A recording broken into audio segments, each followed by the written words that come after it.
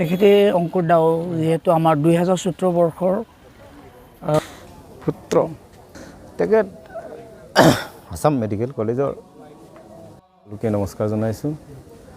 যেহেতু মোৰ দ্বিতীয় পুত্ৰ তেখেত আসাম মেডিকেল কলেজৰ দ্বিতীয় বৰ্ষৰ ছাত্ৰ আছিলে 4th চেমিষ্টাৰ তেখেত OPDত অকণমান ডিউটি কৰি চাহ খাম বুলি ওলাই আহিছিলে বাহিৰলৈ মেডিকেল কেম্পাছৰ ভিতৰতে এক্সিডেণ্ট হ'ল খুব বেয়াকৈ এক্সিডেণ্ট হ'ল আমি ইয়াৰ কাৰণে মৰ্মাহত হৈছোঁ আৰু যিজন মানুহে এক্সিডেণ্ট কৰালে যেহেতু অসাৱধানতাকৈ চলোৱাৰ কাৰণে এক্সিডেণ্টটো হয় এনেকুৱা এজন উদীয়মান যুৱক বা ভৱিষ্যত থকা এজন যুৱকক যিজন মানুহে এক্সিডেণ্ট কৰাই মৃত্যুৰ মুখলৈ ঠেলি দিলে এনেকুৱা এজন মানুহৰ ওপৰত আইনৰ উচিত ব্যৱস্থা কৰি আমাক মানে জাষ্টিচ লাগে এনেকুৱা ধৰণৰ এটা যাতে আইনী ব্যৱস্থা লৈ দিয়ে সেইকাৰণে আপোনালোকৰ চেনেলৰ থ্ৰুদি আমি চৰকাৰক আহ্বান জনাব বিচাৰোঁ এক্সিডেণ্ট হৈছিলে ৰয়েল এনফিল্ড 135 বাইক মোৰ ল'ৰাজনৰ আছিলে অংকুৰৰ আছিলে আৰু যিজনে এক্সিডেণ্ট কৰাইছে ইয়াৰটো আছিলে I10 এইটো আমি ক'ব নোৱাৰিলোঁ মানে এক্সিডেণ্ট কৰাই কিনি একচুৱেলি এক্সিডেণ্ট হোৱাৰ পিছত আমি শুনামতে আৰু এক্সিডেণ্ট হোৱাৰ পিছত আৰু কেইবাজনী ইহঁতৰ কলিগ আছিলে এই কলিগসকলে লৈ গৈ কিনি একেখন গাড়ীৰ পৰাই নমাই দিছে হেৰিলৈকে কেজুৱেলিটিলৈকে কিন্তু কেজুৱেলিটিত যেতিয়া ল'ৰাটো নমাই চিকিৎসা কৰিবলৈ আৰম্ভ কৰিলে তেতিয়া তেখেতসকলৰ কলিগবিলাকে গাড়ীটো বাদ দি ল'ৰাজনৰ চিকিৎসাৰ কাৰণে বেছি গুৰুত্ব দিলে আৰু এইটো সুযোগ বুজি দেখিলে যে ল'ৰাজন সংকটজনক অৱস্থাত আছে সেইকাৰণে সেই ঠাইৰ পৰা এইজন মানে পলাই গ'ল তাৰপিছত পলাই গৈ সি আত্মগোপন কৰি আছিলে এইটো পুলিচে কৈছে কোনোবা এটা জেগাত আত্মগোপন কৰি আছিলে আৰু পুলিচে দুদিনৰ পিছত তাক এৰেষ্ট কৰাৰ পিছত আমাক জনাইছে আৰু সেইমতে আমি হেৰি FIR দি প্ৰশাসনক FIR দি উচিত ব্যৱস্থা ল'বৰ কাৰণে আমি আহ্বান জনাইছোঁ লগতে আজিৰ এই চেনেলৰ যোগেদিও আমি প্ৰশাসনক এই আহ্বানে জনাব বিচাৰোঁ তেখেতে অংকুৰ দাও যেহেতু আমাৰ 2017 বৰ্ষৰ আমাৰ আহমবাৰী বাথৌ ইংলিছ স্কুলৰ পৰা তেখেতে মেট্ৰিক ষ্টাৰ সহকাৰে 81% পায় 5খন লেটাৰ পায় তেখেতে আমাৰ স্কুলৰ পৰাই পাছ কৰিছিল তেখেত যেতিয়া যি সময় স্কুলত পঢ়ি আছিলে বহুত আদৰ্শৱান বহুত ডিচিপ্লিন আৰু সদায় স্কুল যায় আৰু টিচাৰসকলেও যিটো মানে যেনেকৈ দুইজনৰ ৰেচপেক্ট আৰু লগৰে লগত যি ধৰণে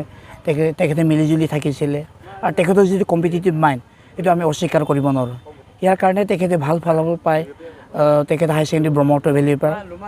পাছ কৰিলে তেনেকৈ নীট কোচিং কৰিলে কৰাৰ পাছত তেখেতে MBBSৰ কাৰণে ছিটটো পালে ডিব্ৰুগড় মেডিকেল কলেজত তো আমাৰ চংকং এৰিয়াত ক'ব গ'লে প্ৰথমে তেখেতে MBBSৰ ছিট পোৱা নিচিনা হৈছিলে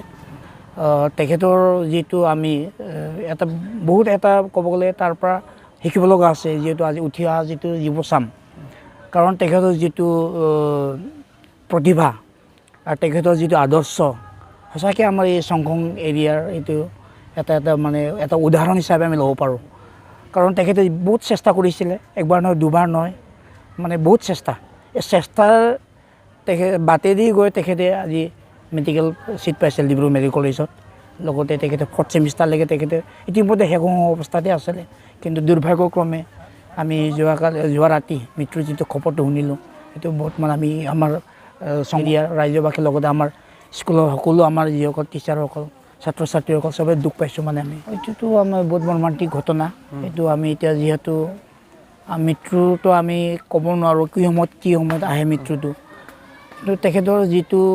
হৈছে এইটো অকস্মাত যিটো মৃত্যু এইটো বহুত এটা মানে হৃদয়বিদাৰক কাৰণ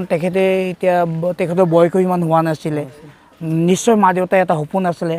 ৰাজ্যবাসীৰ কিবা এটা সপোন এটা আছিলে আমাৰ এৰিয়াত এটা ভাল MBBS লাগে আমাক ভাল এটা অনুষ্ঠান মেডিকেল তেনেকৈ এনেকুৱা নাই তো গতিকে যদি তেখেতে যদি আজি MBBS যদি হোৱা হ'লে আদি তেখেতৰ পৰাই বহুত ছাত্ৰ ছাত্ৰী বা আমাৰ জাগাৰ যিবিলাক যুৱচাম প্ৰেৰণা পালেহেঁতেন গতিকে এইটো কাৰণে আমি বহুত ক্ষতি আমাৰ অকল এৰিয়াৰ নহয় আমাৰ এই সংঘ এৰিয়াৰ নহয় চিমিন চাপৰিবাসী হওক বা আমাৰ স্কুলৰ এটা বহুত ডাঙৰ এটা সহায় কাৰণ আমাৰ এটা বৃহৎ এটা উদাহৰণ দিয়ে আমি আজি হেৰালে এইটো এটা বহুত দুখৰ কথা নিশ্চয় চবে আজি যিটো তেখেতৰ কাৰণে আত্মাৰ প্ৰতি দুখ লাগিছে হয়তো তেখেতৰ যিহেতু আত্মা স্বৰ্গলাভ পায় তাকে আমি আশা কৰোঁ ভগৱানে যাতে তাক আৰু পুনৰ এটা মানে জন্ম দিয়ে তাৰপাছত আকৌ মানুহ জন্ম লয় যাতে আকৌ তেওঁৰ যিটো চিন্তাধাৰা তেওঁৰ যিটো প্ৰচেষ্টা সেইটো আকৌ যাতে আগন্তুক জীৱনত যাতে তেখেতে এইটো পায় এইটোকে আৰু ঘৰৰ যাতে মানে ঈশ্বৰে যাতে মংগল কৰে যিটো হৈ গ'ল যাতে ঘৰৰ যিটো এতিয়া দুখ বেদনা হ'ব যাতে ঈশ্বৰে অলপ হ'লেও যাতে মানে সহায় কৰে তাকে মই মানে মোৰ অন্তৰৰ পৰা জনাওঁ কামনা যেই নহওক তাৰমানে আমি এতিয়া অংকুৰ দাৰ ঘৰত আছোঁ অংকুৰ দাক আমি তাৰমানে ইয়াতে গম পাইছিলোঁ যে তাৰমানে ডিব্ৰুগড় যিটো চিকিৎসা মহাবিদ্যালয়ত তেওঁ তাৰমানে পাঠদান শিক্ষা গ্ৰহণ কৰি আছিলে তাৰে ভিতৰত তাৰমানে যোৱা 17 ছেপ্টেম্বৰ তাৰিখে প্ৰায় 9:30 বজাত সেই যিটো তাৰমানে মেডিকেলৰ পৰা ঘৰলৈ বুলি যাওঁতে তেওঁ তাৰমানে গাড়ীৰ যিটো এটা এক্সিডেণ্ট এটা হ'ল বুলি আমি শুনিলোঁ ভাবিছিলোঁ যে তেওঁ তাৰমানে ইমানখিনি মৃত্যু মুখলৈ পৰাকৈ তাৰমানে তেওঁৰ এক্সিডেণ্ট হৈছে বুলি আমি ভবা নাছিলোঁ মানে আমি দুৰ্ভাগ্য তেওঁ তাৰমানে আমি এই চমকং অঞ্চলৰ এজন তাৰমানে কি বুলি ক'ব অনুগ্ৰহতাৰ মাজৰ পৰা তেওঁ যে এটা ডক্টৰ তাৰমানে চিট এটা পায় তেওঁ এটা সুনাম কঢ়িয়াই আনিবৰ বাবে তেওঁৰ তাৰমানে গৈছে আৰু তেওঁৰ পৰা আমি আশা কৰিছিলোঁ চমকং অঞ্চলৰ কি বুলি ক'ব বিভিন্ন দল সংগঠন আগম কেবাং বান কেবাং বীৰবুই কেবাং পৰিণ কেবাং মিমাক কেবাং মিমে কেবাং মানে জাতীয় সংগঠনসমূহৰ সকলোৱে তেওঁক তাৰমানে কি কৰা হৈছিলে আশা কৰিছিলে কিন্তু এই আশা কৰাৰ মূলতে তাৰমানে কি হ'ল তেওঁৰ যিটো এই ঘটনাত আমি সকলোৱে মৰ্মান্তত তাৰমানে আঘাত পাইছোঁ আৰু যিটো তাৰমানে চিকিৎসাটো অলৰেডি তাৰমানে কৰিছিলে কৰাৰ পাছত তাৰমানে তেওঁৰ এই তাৰমানে ইহলীলা ত্যাগ কৰিলে আমি সকলোৱেও সুসন্তপ্ত পৰিয়ালবৰ্গলৈ আমি সমবেদনা জ্ঞাপন কৰিছোঁ ৰাইজৰ হৈ প্লাছ তাৰমানে এতিয়া যিটোৱে তেওঁক তাৰমানে খুন্দিয়ালে আঘাতপ্ৰাপ্ত কৰিলে আইনে যাতে তেওঁক তাৰমানে কি বুলি কয় সৎভাৱে ন্যায় এটা যাতে তাৰমানে পাব পৰাকৈ ব্যৱস্থা এটা কৰি দিব লাগে বুলি আমাৰ ছাইডৰ পৰা মানে অনুৰোধ জনাইছোঁ আমি আশাটো এইটোৱে আছিল যে অংকুৰ যিটো দাৱাই যাতে তাৰমানে দেশৰ কাৰণে ৰাইজৰ কাৰণে আৰু গাঁৱৰ কাৰণে অঞ্চলৰ কাৰণে সুনাম কঢ়িয়াই অনাৰ যিটো তাৰমানে কঢ়িয়াই আনি দিব যে পাৰিব তাৰ আমি বিশেষ আশা আছিলে তেওঁৰ যিটো মৃত্যুৱে আমাক তাৰমানে অসমবাসীৰ লগতে আমাৰ চমকং অঞ্চলখনক একেবাৰে তাৰমানে ক্ষতি হ'ল বুলিয়ে মই তাৰমানে অনুভৱ কৰিছোঁ চিকিৎসা ক'ত কৰা কি কয় ডিব্ৰুগড় যিটো অসম ৰাজ্যিক মেডিকেলত তাৰমানে কৰা হৈছিলে কিন্তু তাত যেনেধৰণে তাৰমানে চিকিৎসাটো কৰিব লাগিছিল তেনেধৰণে চাগে কৰাৰ পাছতো তেওঁৰ মানে মৃত্যু হৈছে তাৰ কাৰণে যিটো খুন্দিয়ালে নহয় জানো তেওঁৰ যিটো খুন্দিয়াটোক আইনগতভাৱে বিহিত ব্যৱস্থা কৰি দিবৰ কাৰণে আমি দল সংগঠনৰ পৰা চমকংবাসীৰ হৈ পেলাই মানে অনুৰোধ বা দাবী ধন্যবাদ আজি আমি বৰ দুখেৰে এই সংবাদ মাধ্যমৰ আগত দুখেৰে আমি প্ৰকাশ কৰিব বিচাৰিছোঁ যোৱা ছেপ্টেম্বৰ মাহৰ 17 তাৰিখে প্ৰায় গধূলি 9:30 মান বজাত তাৰ কৰ্মস্থলীৰ পৰা চাহ খাই ঘূৰি আহোঁতে অকস্মাতে এটা গাড়ী কি গাড়ী আছিলে I-10 গাড়ীৰ লগত এটা টাৰ্ণিং আছিলে এই টাৰ্ণিঙত এক্সিডেণ্ট হ'ল গুৰুত্ব আহত হ'ল যিহেতু এখেত আছিলে আমাৰ অংকুৰ দাও আছিলে আছাম মেডিকেল কলেজৰ 2য় বৰ্ষৰ ছাত্ৰ এখেতৰ মৃত্যুত দুৰ্ঘটনাত লগে লগে যোৱা ৰাতি 17 তাৰিখে ৰাতি প্ৰায় ৰাতিপুৱা 2টামান বজাৰ পৰা প্ৰায় মানে 5টা বজালৈকে ৰাতিপুৱা 5টা বজালৈকে মেডিকেলৰ অপাৰেশ্যন হ'ল তাৰ বহুত ব্ৰেইনত বৰ বেয়াকৈ মানে এটেক হোৱাত আজি ইমান দিনে ICUত আছিলে যথেষ্ট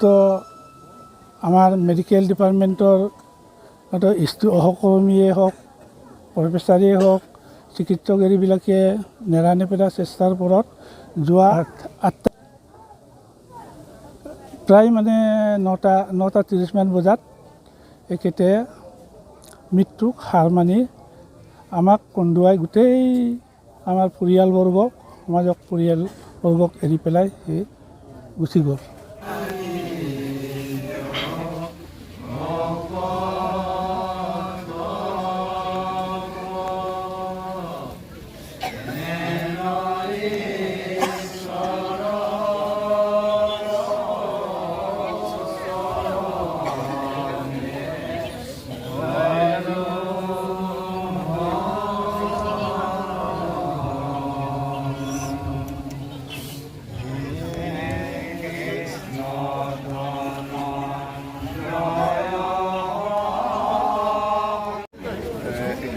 আমি হেৰুৱাব লগা হ'ল যোৱা 8 তাৰিখ অক্টোবৰত 9:30 বজাত আমি আপোনাক সকলোকে এনেকৈ গৈ লীলা সম্পৰ্ক কৰা কৰিলোঁ। সেইকাৰণে আমি সকলো দল সংগঠনে